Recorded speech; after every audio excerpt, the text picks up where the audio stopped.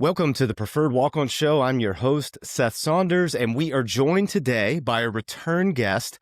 She is a dynamic and respected voice in sports media as a college football sideline reporter for ESPN, while also serving as the host and field reporter for Marquee Sports Network, covering one of baseball's most iconic franchises, the Chicago Cubs. Huge Preferred Walk-On welcome back to the show, the singular Taylor McGregor. Welcome back to the show, Taylor. Thank you. I'm happy to be back. I mean, what an honor that I'm invited back. I think that's more of an honor. Yeah, well, we're thrilled to have you. We loved chatting with you last year. It has been a wild college football season so far, and the initial CFP rankings were released last night. As you watched that, anything that raised your eyebrows, or was all as expected as the names came out? So exciting that we're finally to the point where the college football playoff is releasing rankings, because it gives you a good idea of what they're thinking to indicate who could potentially be in the 12-team playoff. I will echo what Greg McElroy said on the show last night. I didn't think there were any crazy surprises. I think a lot of it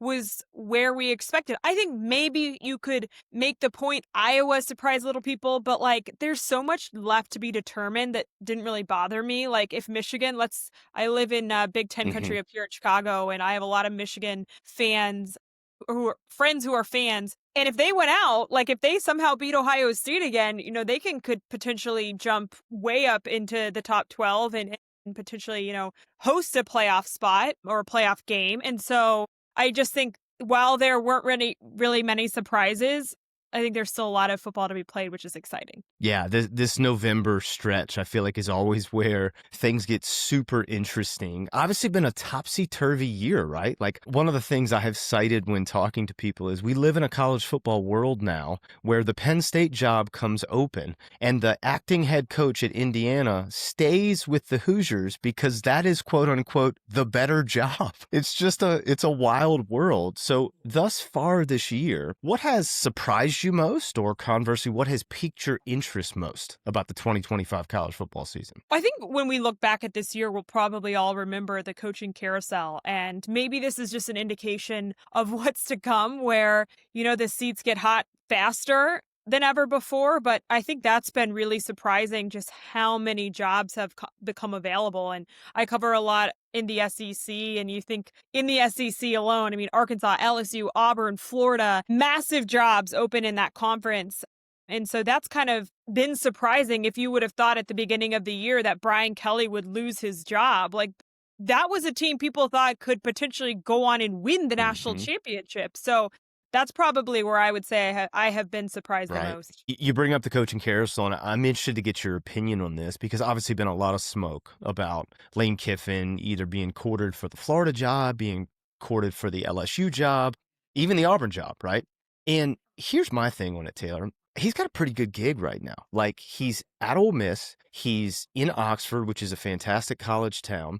I would say, compared to other SEC schools, the expectations are not nearly as rich as they would be at, say, a Florida or an LSU. And he's got a really good thing built there now. They're essentially a perennial top 10 program with him. He's getting all the kids that he wants. Why leave, right? Well, I think ultimately it comes down to, what does Lane Kiffin want? And the only person who gets to decide what Lane Kiffin wants is Lane Kiffin. And so it's just, ultimately, for me, it's a matter of what does he value. I know there's a lot of revere for that Florida program because he grew up idolizing Steve Spurrier. His ex-wife, the mother of his children, went to Florida. I think they went on their first date in Gainesville. So there's certainly respect for that program. And I know he loves the state of Florida. He I believe has a house, or obviously had spent time in South Florida. So does he value that more than the beauty of Oxford? And you can go down the list of all the amazing things there. I don't know the answer to that question, but I think what's funny about this whole thing is people want to say, well, LSU's the best job and he should take that job. And it's like, well, the only person who gets to decide what he values the most is him. And Lane is such an interesting character.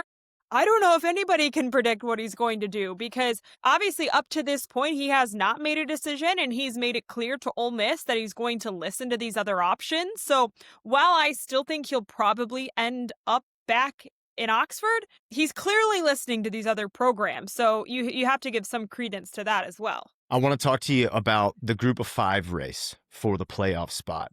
if it were ending today, Memphis would get the slot. But I have been so compelled by the American Conference this year. You've got 6 teams with 1 loss as we enter November fighting for that title. UTSA and USF play on Thursday night. The Roadrunners coming off a big win last week. And then you got Tulane and Memphis on Friday night. Big game there. And then Navy, after a tough loss against North Texas, going to play a non-conference game against Notre Dame this weekend. So lots going on there. And then in that G5 picture, kind of lurking, and I feel like nobody's talking about them, are my co-host's alma mater, the James Madison Dukes, sitting at undefeated in the Sun Belt and looking really, really good, with their only loss being to a very good Louisville team. What have your thoughts been on the Group of 5 as a whole and the American Conference in particular? Yeah, the American Conference has been interesting. A couple weeks ago, you thought, well, listen, if USF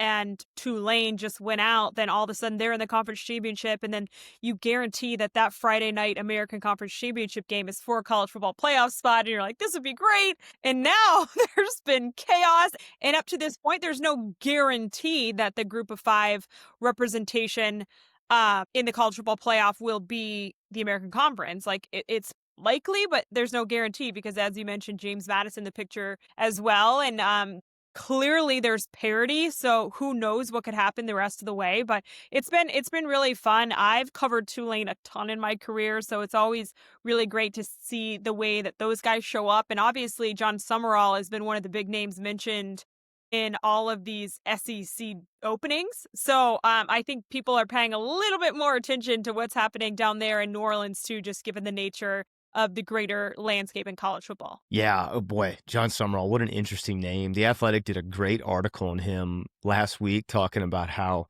detail-oriented he is and kind of checks all the boxes and all these things. He's certainly a fascinating name, especially being able to recruit that state. I'm interested in this too. Yeah, I hate to peel back to the coaching carousel, but the American reminded me of it. I love Eric Morris at North Texas, and I love what he is able to do from a quarterback development perspective. And so you think about, if I'm a program, let's say in Auburn, that has had problems filling that quarterback position and getting the production that you'd historically like, boy, that'd be a phone call I think I'd have to make just to have a conversation with him and see what he says. And then, you know, in the world we live in college football, maybe it's a package deal, right? And Drew Mestamaker comes with him, and you kind of you're all set up with one fell swoop. So gosh, I just think they're so interesting. And I love the scene in Denton now and everything that they've had going on. So lots to watch. Now, remind me, you were at the American title game last year at Michie Stadium, correct? I sure was. It was at the same time as the Mountain West Conference Championship game, which ultimately Boise State was the rep of the G5. So we knew going into that game, unless Boise lost, that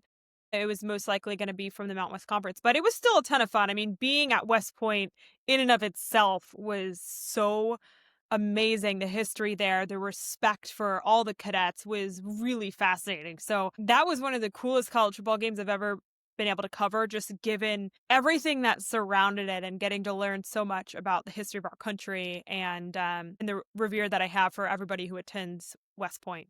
I want to talk to you about the game that you're covering this weekend. Georgia heading to Starkville to play Mississippi State. Mississippi State is a really, really interesting team this year, Taylor, because they sit at 5-4 overall, 1-4 in the SEC. But in a lot of ways, if you're a Bulldogs fan for Starkville, you probably feel a little bit snake bit. You're talking 3 one-score SEC losses, all ball games they very easily could have won. Coach Lebby has got that program, I think, on an upward trajectory. And man, Blake Shapen has been really, really good. Whereas on the flip side, you have this Georgia team that Kirby Paul Smart has called hard to kill. And I think that is an apt description of them. They are not good for Georgia fans' heart and cardiologist appointments, but they sure have been fun to watch. What are you looking for in that ball game on Saturday afternoon? Yeah, it's been interesting. Georgia just finds ways to win week in and week out. I mean, the Auburn game, the Florida game, the Ole Miss game. I mean, you go down the list. They were trailing and then came back and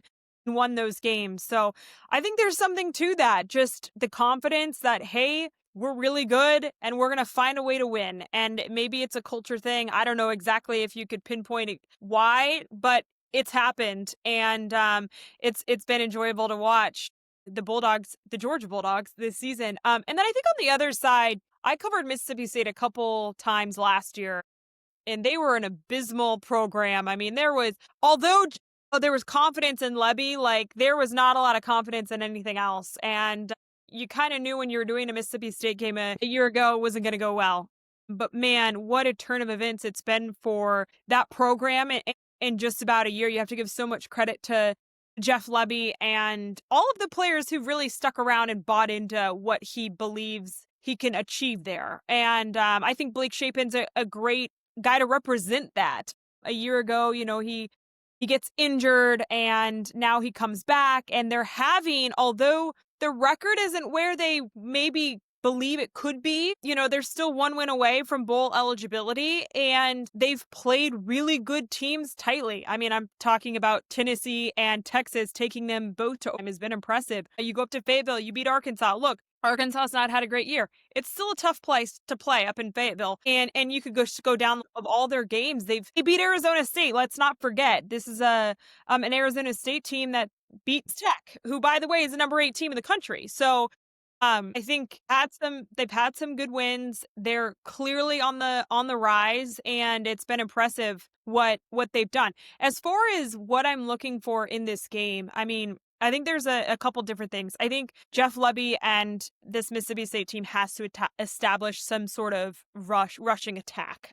Georgia's been good defense against the run, and Mississippi State has struggled sometimes to get the run game going. Now, what was interesting last week against Arkansas is Blake Shapen comes out, was in concussion protocol, and then you see Kamario Taylor come in and have quite the performance. So for me, how does that test this weekend? And do they use Kamario Taylor in some rushing packages to help establish that run game? So again, they're not forced to be one-dimensional. That's something that I find really interesting, and I can't wait to see the way that it plays out. This is the thing I have a keen eye on with this matchup, right? Is even though going to Starkville is not the biggest stadium in the SEC or anything like that, and I know it's going to be a noon kick, that is a place where if you get down, it is loud there and it's hostile. And I'm just very curious to see if Georgia follows suit on kind of what their MO has been all year. They play from behind. And at some point, I just wonder if that bites them. And this is one of those things, right? They got a huge game next week against Texas between the hedges. Texas is playing really well. And you just go, I wonder if this is a possible misstep. Is this a spot where maybe coming off a big win in a rivalry game at the cocktail party last weekend, do they not show up and it finally bites them? I don't know. That environment, if you're a Bulldogs fan, I think you ought to be on edge come noon on Saturday afternoon. It's a great point, and it's one that we've talked about this week. This game is sort of sandwiched between two huge games for Georgia. Obviously, last week, the rivalry against Florida is always huge. You have Texas next week. So is it one of those matchups that can just be overlooked? We'll see. I also believe in Kirby Smart, and I still think he's the best active college football coach. So I want to say that's certainly in their favor. And if there's anything we know about Kirby, I would say he's probably not going to allow that to happen. But I think there are challenges with this job, or this game, just the way that it lines up in the schedule. A noon kick, 11 local, cowbells. I mean, you could go down the list. So it's going to be really interesting to see the way that it plays out. And if you pay any attention to Vegas thinks it's going to be about a 1 touchdown difference in this game. So that's always that could always be a sign of what's to come, which is interesting. Yeah, it's amazing to me how good the desert is at what they do. Even in a year this year where it's felt as unpredictable as ever, they have just been on the money so many times. And so, yeah, it's going to be a really, really interesting ball game on Saturday. I'm interested from your perspective, what is the noise like for you as it pertains to the cowbells and kind of being right in it? So luckily for me, I actually utilize 2 earpieces. So Yeah. these earpieces, I'm always amazed at how they're able to drown out the noise. And I do that intentionally in college football stadiums because they can get really loud. So luckily for me, I have that to sort of shield my ears from the cowbells. But I did a game there. It was at night a couple years ago against NC State, and I think NC State was like 12 in the country. So it was a pretty good atmosphere. And I left being like, that was one of the coolest games I've ever covered. It was just so loud. It was electric. It was fun. And that's why I love college football, because you have these traditions that you just don't get in any other sport. And I actually pretty enjoyed it. So I'm looking forward to this game on Saturday. I just hope everybody shows up at 11 a.m. because I know sometimes that's the only thing you worry about is if you're the home team, like, is everybody going to show up on time? Let's go. We need to be ready from kickoff. Yeah, that's a really good point. I do find if you're the away team, sometimes that early kick can kind of go in your favor because everybody doesn't have enough time to get all genned up and ready to go. So yeah, it'll be interesting to see how full the stands are there in Starkville on Saturday afternoon. All right, let's do a quick swing around of some of the games I find interesting this upcoming weekend. The first one is Oregon playing Iowa. I feel like Iowa has kind of been one of these teams just in the weeds. Nobody's really talking about them. Coach Ferretz has them in the mix, as he always does. Mark Gronowski, the South Dakota State transfer, has done just enough to keep that offense in ball games, and they're sitting right there, right? Top 25. And this Oregon ball club, I feel like folks have kind of left for dead after losing to Indiana. But man, I love Dan Lanning. So what do you think on that game? How do you think that's going to go on Saturday? Yeah, it's interesting. I think in these matchups, you look at common opponents and you look at the Indiana game, and Iowa has played Indiana closer than anybody else. And obviously, Oregon did not play Indiana particularly close at all. So that gives you some sort of interesting way to look at this matchup potentially. Now, I think Oregon is incredibly explosive. Iowa historically doesn't score a lot of points, but can they slow down this Oregon defense? That's going to be the big key. And so, yeah, it's a big one in the Big Ten, and I'm looking forward to it because Iowa's always right there. They always try to find a way to make things interesting. All right, next one I want to get your opinion on is Wake Forest traveling to Charlottesville to play Tony Elliott's UVA squad. I think this UVA team is one of the cooler stories all throughout college football. Number one, man, I don't know that there is a better story in college football than Tony Elliott. If you look at kind of everything he's gone through in his life and everything he's done to get to the spot where he is. And then, man, Chandler Morris, transferring in from North Texas with Coach Eric Morris and having such a good year this year has really propelled them. And then I like this Wake team too, Taylor. I mean, Jake Dickert, I think, is doing a nice job there. They've had some tight ball games as well. So I just think this is a spicy matchup for the Wahoos on Saturday. Yeah, Virginia, man. I don't know if anybody expected this, especially when you just looked at the landscape of the ACC coming into this year. Florida State, Clemson, it's not been a good year. Miami, everybody thought, especially, halfway through the year, oh, is this potentially the best team in the country? They fall to Louisville, SMU. And so now this is Virginia's conference to win. Can they close it out here and get to Charlotte? That's the big question. And I do think they have a big test this weekend in Wake Forest. I think Wake Forest is also one of those teams that's really surprised people. I mean, I look back at the Georgia Tech game and how well they played Georgia Tech. And I think that was kind of when everybody nationally started to think, all right, like this is a different Wake team this year. So it should be an interesting matchup, no question. It is in Charlottesville, right? Is it being played at Virginia? So it should be a good one to watch. Yeah, in Charlottesville. Okay, another one I want to talk to you about. Navy heading to South Bend to play Notre Dame. Two extremely interesting programs this year. We had the opportunity to cover Navy week 2 when they played UAB. And man, I like this football team. I think Blake Horvath is such a great football player. I love how Drew Cronick calls that offense. I think they're exciting. They kind of ran into a buzzsaw last week with UNT, but man, good football team. And I love watching the mids. On the flip side of that, you got this Notre Dame team that starts 0-2 against, really tough opponents and has resurrected their year. CJ Carr has been magnificent and has got this ball club playing for each other and playing really, really well right there in the CFP mix. What are you seeing from both of these programs, and what do you think the outcome will be on Saturday? I'm so curious to see how it plays out for Notre Dame. I really am, because I think so much of their fate is going to be determined how everybody else plays down the stretch. And if you have another 2-loss team that's right Yeah. there, how do you weigh them against Notre Dame? Because the reality is, yeah, their 2 Hmm. losses are good losses. It was a 1-score game on the road at Miami, a 1-score game that really could have gone either way against Texas A&M, one of the top 3 teams in the country. But then you Hmm. question who's their big win. They don't have one. They don't have a big win. Yeah. Yep. And so That's right. so like let's talk about Michigan. All right. Let's say Michigan ends up running the table and they beat Ohio State. And I'm not sure Yeah. other things have to happen whether or not they would get in and play in the Big Ten title game. Let's say they lose in the Big Ten title game. Okay. So then they have 2 losses, but then they have this massive win against Ohio State.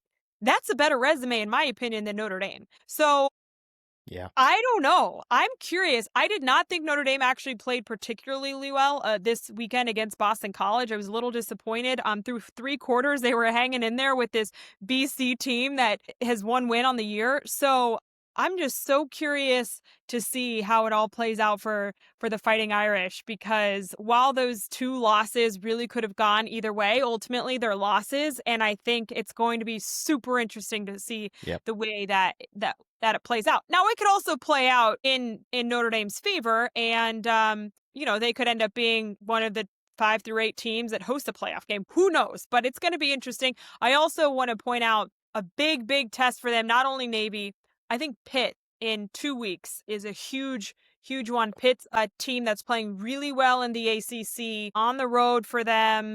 To me, that'll be a good litmus test of exactly where this Notre Dame team is. Yeah, that Pitt team has been fascinating since the Yeah. quarterback change. They've just looked like 2 different ball clubs. I mean, Mason Heinschel, they're man, let's really, go. if things fall their way, yeah, exactly. I mean, if things happen for them, they're squarely in the mix to go to Charlotte. I Yeah. mean, yeah, that is it's a excellent point.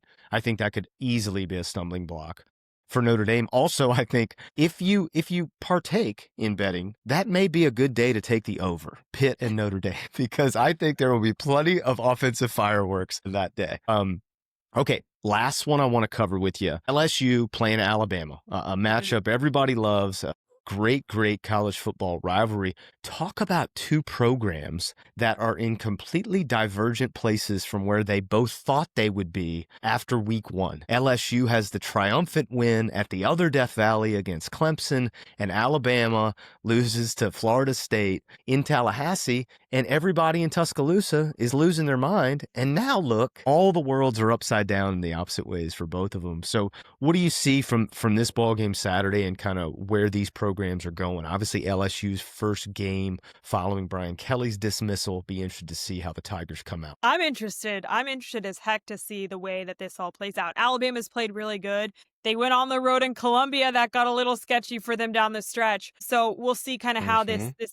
this game plays out. But I'm really interested. Look, this is a really talented LSU team. Their offense just has not been able to put it together the way everybody expected them to. And I think especially after week 1, they go on the road to Clemson. They get a big time win there, and everybody thinks, oh, LSU, maybe they're the best team in the SEC. Well, we learned how good Clemson was, and it was not that good. Mm-hmm. And they've certainly had a disappointing year, but it is a rivalry game, and it's gonna be interesting. Do I think the tide still rolls? Yes, but could it potentially be interesting? Absolutely. It's college football, and anything could happen. And when you have an extra week to prepare with Brian Kelly gone, how do they handle this? We'll just have to wait and see. Okay, last couple questions, then I'm going to let you go. I'm going to ask you these as a pair. Number one, I'm fascinated with your perspective on this because you have such an up close and personal view of the landscape of the game. Give me a team that Taylor McGregor thinks is undervalued and could make some noise before this thing is all said and done. And same thing, but give me that for a player nationwide that maybe not enough people are talking about but should be. Texas Tech, maybe. I mean, they lose to Arizona State. I think that let's point right to that BYU Texas Tech game. I don't think people have given a lot of love to the Big 12 this year, so I'm going to take my chance to do that. That's a huge game in the conference, and it's going to be really interesting, I think, to the way that it plays out for the conference in the college football playoff.